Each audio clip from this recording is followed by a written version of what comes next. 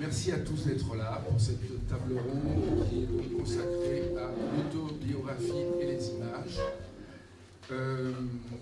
Nous sommes dans une société d'images, c'est une banalité que de le dire. L'image est devenue un langage et un mode d'expression à part entière. Images photographiques, images filmées, images dessinées aussi. L'autobiographie adopte désormais des supports qui s'ajoutent à l'écriture propre pour dire des récits de vie qui soient ceux de personnages publics ou d'inconnus. Alors d'abord, à côté de moi, Sarah Shirvan. Vous êtes docteur en littérature contemporaine et pluridisciplinaire à l'École supérieure de Paris, sous la direction de Monique Montémont. Vous exercez la fonction d'assistante de recherche et vous êtes actuellement chargée de mission à la bibliothèque de l'ENS. Dans le champ de l'autobiographie, vous avez organisé et participé à de nombreux colloques et vous avez publié de nombreux articles dans plusieurs revues. Votre intervention analysera le rôle de la photographie dans la quête de soi après une maladie grave et traumatisante à partir du livre de Lydia Flem, Le journal implicite. Elle montre comment la photographie permet, du moins par sa pratique et par ses interprétations, la réalisation d'une quête identitaire lorsque les mots manquent et comment la photographie emploie des techniques variées pour se raconter et dévoiler son corps modifié tantôt par des autoportraits, tantôt construits, remplacés et évoqués par des objets du quotidien. Donc, je vais vous parler du rôle de la photographie dans la quête de soi après une maladie grave et traumatisante, et tout de cas, le récit de soi de Lydia Flem, Journal implicite. C'est publié en 2013 en Maison d'édition européenne de la photographie, est un journal photographique illustré par les photographies prises par Lydia Flem durant des années de cancer et de traitement pendant les années 2008 et 2012. Les photos sont accompagnées de certaines légendes où il essaie de montrer les manques provoqués par la maladie au travers de la présence des objets subtilement photographiés et peu commentés. La Reine Alice, qui a gagné plusieurs prix, est un récit inspiré d'un côté par les photographies du journal implicite et de l'autre côté par le chef-d'œuvre de Lewis Carroll, qui prend des dimensions autobiographiques. Lydia Flem met en scène le monde de la maladie, de la souffrance, la chimiothérapie et une quête identitaire grâce à ces deux ouvrages. L'expérience traumatisante, la maladie, surtout grave et longue, est un facteur fort de remaniement identitaire, compte tenu de la gravité de certaines affections et des répercussions qu'elles ont sur l'individu qui en souffre. Leurs effets sur l'identité personnelle s'exercent à des niveaux variés. Claire Marin, la philosophe française contemporaine, qui a plusieurs articles à propos du sujet de la maladie, explique que dans les cas les plus dramatiques, l'identité du sujet est comme absorbée par la maladie, sidérée. Le malade n'est plus rien d'autre que malade, prisonnier de cette seule identification marquée par le traumatisme qu'elle a constitué dans sa vie sans parvenir à s'en extraire. La présence d'une maladie est susceptible d'avoir de fortes conséquences sur l'identité de l'individu, l'identité qui devient sous sa pression brisée, rompue, déconstruite et déchirée. Comme d'autres expériences traumatiques, la maladie rompt l'habitude d'être et déstabilise profondément le sentiment d'identité. Autrement dit, elle peut aller jusqu'à assigner au malade une autre identité qui ne correspond plus à celle de jadis. Je cite Claire Marin, le repère pour le malade et son entourage, c'est l'avant de la maladie, avec une obsession que la vie reprenne comme avant. Le malade sait pourtant, dans bien des cas, qu'il ne pourra plus répondre à cette injonction de normalité, notamment quand il est affecté d'une maladie incurable. La maladie modifie radicalement le rapport à soi et aux autres, parce qu'elle peut remettre en question tous les pôles de l'identité. Elle entraîne des problématiques nombreuses, dont une des plus graves est la sensation de ne plus être soi. La blessure et les modifications corporelles sont capables d'impacter l'identité de l'individu. Ces modifications sont mises en scène dans le récit de soi de Lydia Flem par dans la reine Alice, dès le commencement lorsqu'elle dit quelque chose avait basculé. Ainsi, l'étude du champ lexical et des expressions qui se manifestent à plusieurs reprises dans les différents dialogues ou citations révèle des sentiments complexes où prédomine l'idée de la perte et de la destruction des repères ainsi que des sensations physiques inédites. Il y a plusieurs citations ou phrases qui montrent l'état de perte et de manque chez Lydia Flem dans La Reine Alice. Le phénomène, comme par exemple lorsqu'il dit « Je suis au bord du néant, métamorphosé, flottant au-dessous de tout ». Le phénomène va plus loin avec d'autres descriptions qui affirment cette fois la perte partielle ou totale de l'identité de la narratrice. Comme lorsqu'elle dit « Je ne suis même plus certaine de pouvoir prononcer le mot « je ». Le cancer déclenche chez la narratrice une angoisse profonde liée à la perte. Confrontée à ces changements, Lydia Flem remet alors en question des notions importantes qui fondent son identité. Les questions qu'elle se pose traduisent la force considérable de l'étrange méconnaissance de soi qu'elle ressent. Elle se pose des questions à ce propos, des questions qui se sont comparées avec les questions sur l'existence que les philosophes se demandent, sur la vie, la mort, l'infini et l'éternité. Par ailleurs, le cancer, comme certaines autres maladies, affecte d'une manière plus importante la vie des malades. Et encore de nos jours, le cancer de sang. Et surtout, parce que là, je parle de cancer de sang. Une maladie d'autant plus dangereuse qu'elle progresse sans symptômes apparents et qu'elle peut frapper à tout moment n'importe qui. Cette maladie peut altérer la vie affective et sexuelle, mais aussi la capacité d'érotisme du corps, ce qui peut engendrer des déséquilibres psychiques. Comme le précise l'anthropologue et médecin Alain Saradonek, le cancer est une maladie qui provoque la peur, l'angoisse et la mort et qui est souvent représentée à l'aide de métaphores de désordre.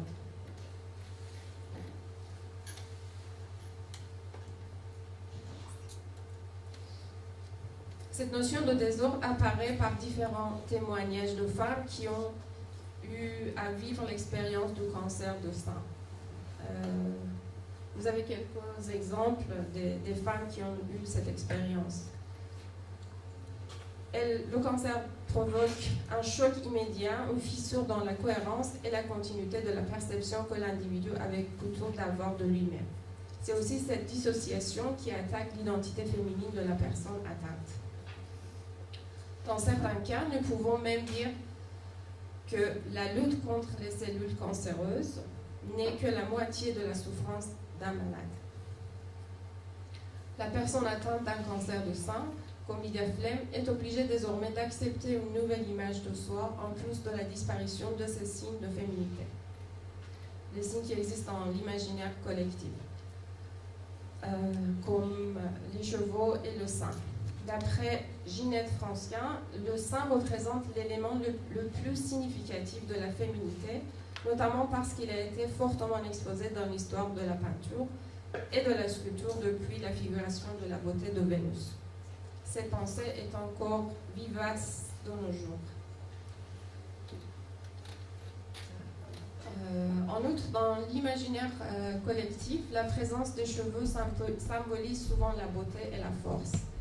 La chevelure est considérée comme un symbole de séduction chez la femme et de pouvoir chez l'homme dans différentes mythologies. Par exemple, nous avons le mythe de Samson dans la mythologie grecque ou le mythe de la déesse Sif dans la mythologie nordique. D'un côté, l'existence des cheveux, leur abondance et leur beauté est un signe de féminité et de force dans la pensée collective et dans plusieurs cultures et civilisations. De l'autre, l'absence des cheveux est une manifestation et un aveu de la maladie.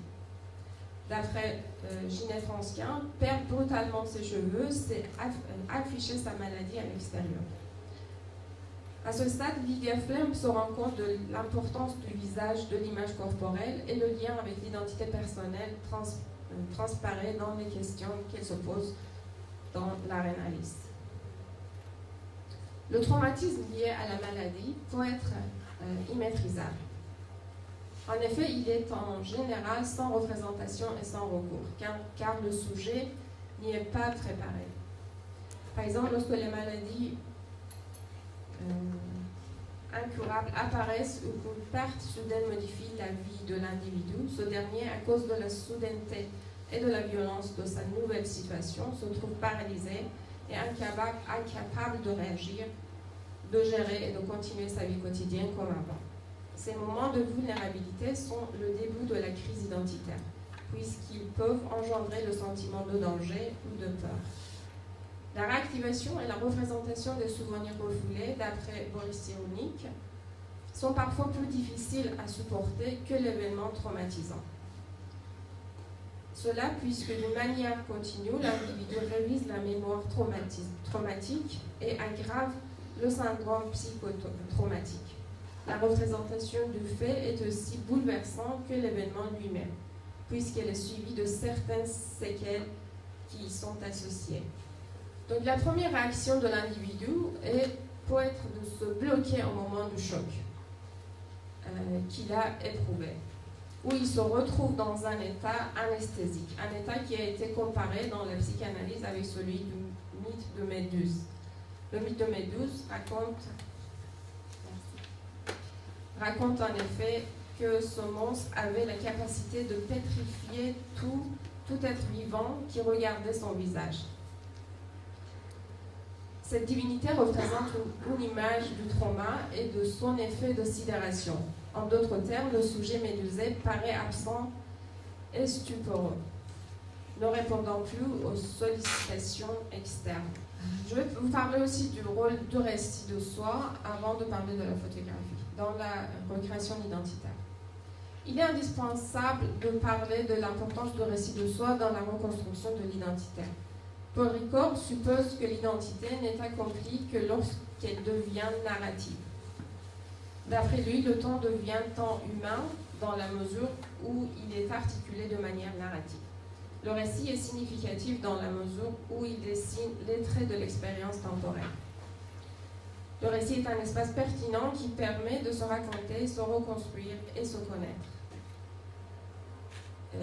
Paul Ricoeur présuppose qu'un individu est capable, à travers le récit, de se désigner lui-même en signifiant le monde. Il explique aussi que la construction et l'évolution du personnage, ainsi que le développement de l'intrigue tout au long du récit, permettent la construction de l'identité personnelle qu'on peut appeler son identité narrative, en construisant celle de l'histoire racontée.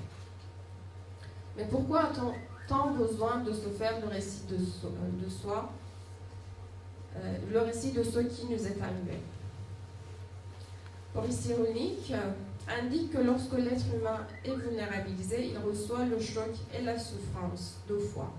La première fois, c'est la perte réelle qui nous a fait réellement souffrir, car nous avons concrètement reçu le coup, la blessure ou la perte. La deuxième fois, c'est lorsque la représentation du réel se produit. Il indique ensuite que durant la phase de représentation, on a une possibilité, un degré de liberté de remanier la représentation du réel par le récit qu'on en fait. Et on peut remanier la représentation du malheur qui nous est arrivé.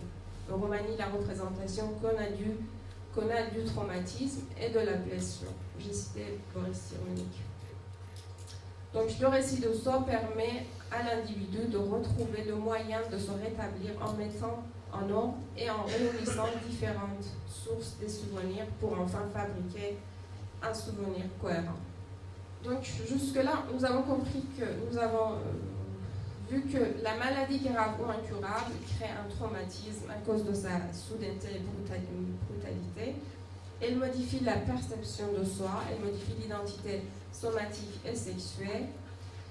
Nous avons vu que le malade, après avoir reçu le choc, se trouve dans un état de sidération et de refoulement. Il ressent pourtant le besoin de parler et de se raconter. Nous avons aussi constaté que le récit de soi permet la reconstruction de l'identité par un processus de réagencement et de remaniement. Mais comment cela c'est possible? Comment un individu qui est sidéré, dont les souvenirs sont refoulés, peut raconter sa vie et faire sa quête de soi? Nous considérons que c'est le dispositif photographique qui a rendu réalisable cette pratique chez nombreux auteurs, y compris Lydia Flem. Lydia Flem, pour se raconter après avoir reçu le choc, afin de s'exprimer, s'approche de la photographie. À partir du moment où elle est atteinte par le cancer, Lydia Flem explore un chemin visuel pour montrer la transformation soudaine qu'elle doit désormais subir. Elle choisit ainsi une technique particulière pour photographier en disposant des objets, comme elle dit, sans réfléchir à la manière de l'écriture automatique des surréalistes. Dans ce but, elle tente de s'approcher au plus près des objets qu'elle veut représenter pour se laisser happer par une autre dimension du réel. Cette stratégie de la combinaison et de la mise en scène des objets permet à la photographe la réalisation d'une archive de l'intime.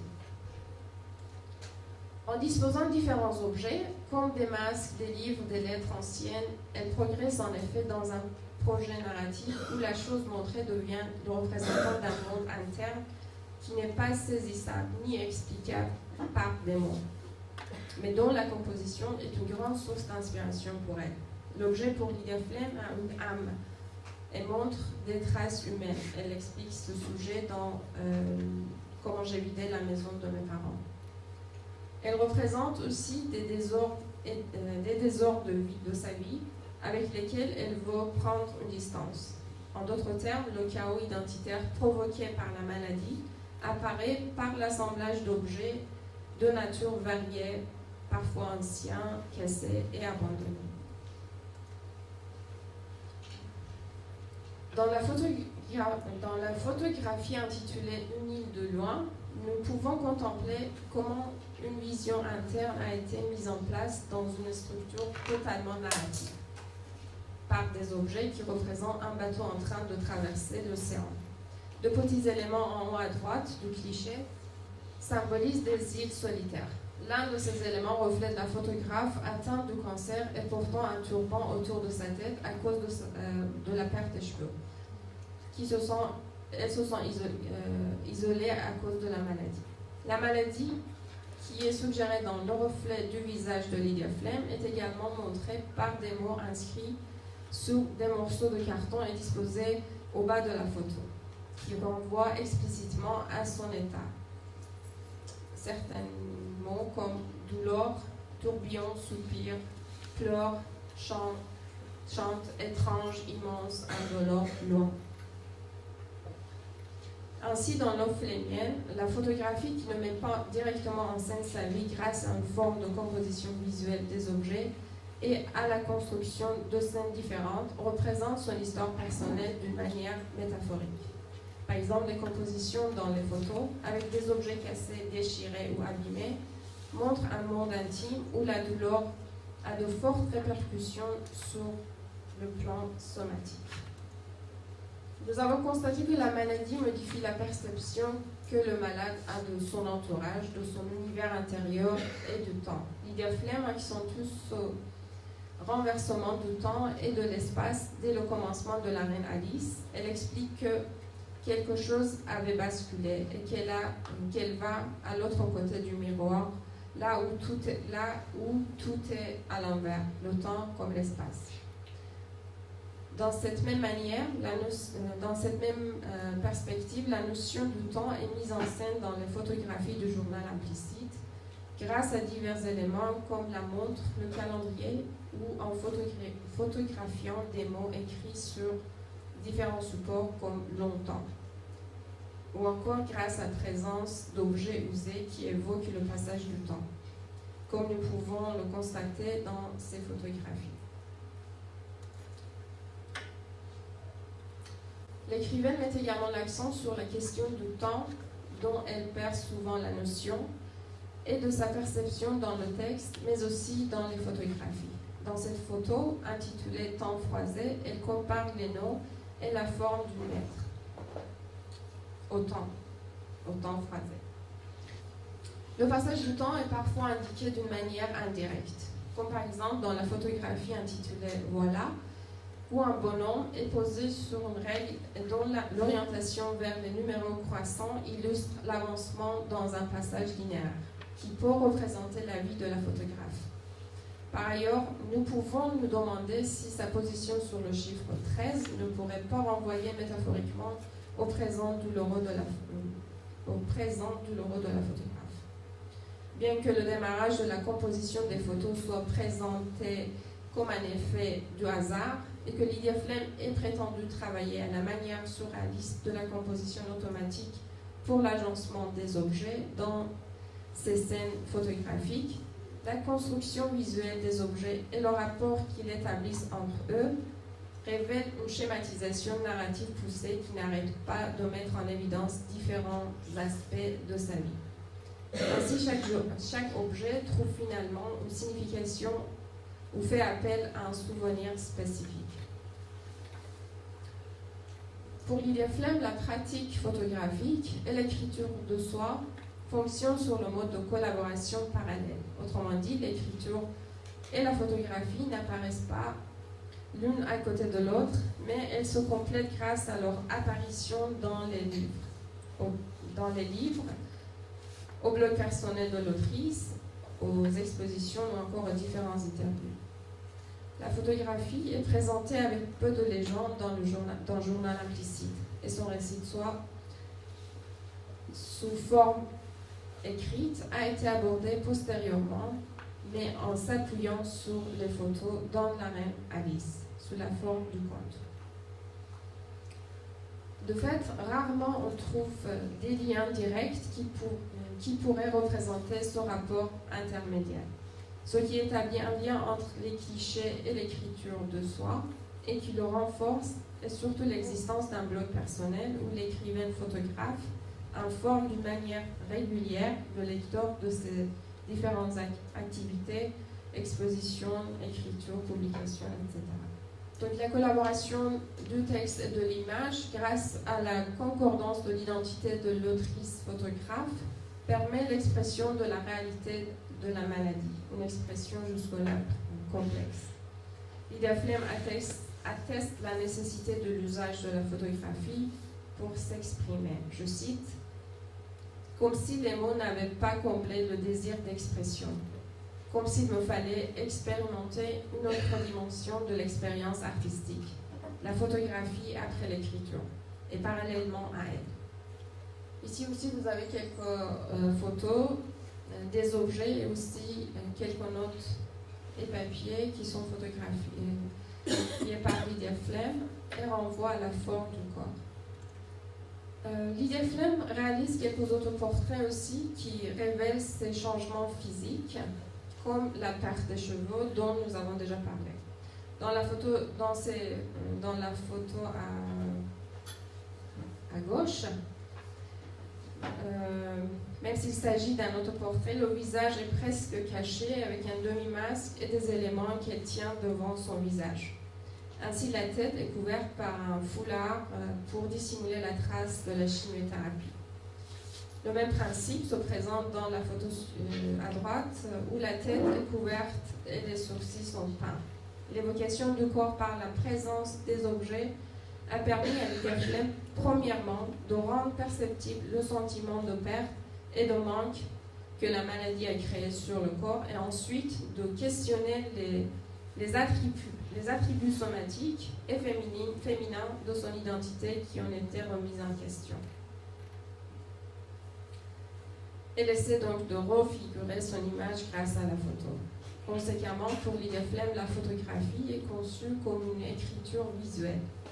La photo devient dans son œuvre une manière de se raconter et lui permet de se retrouver, d'inventer une nouvelle forme de beauté qui a été corrompue par la maladie.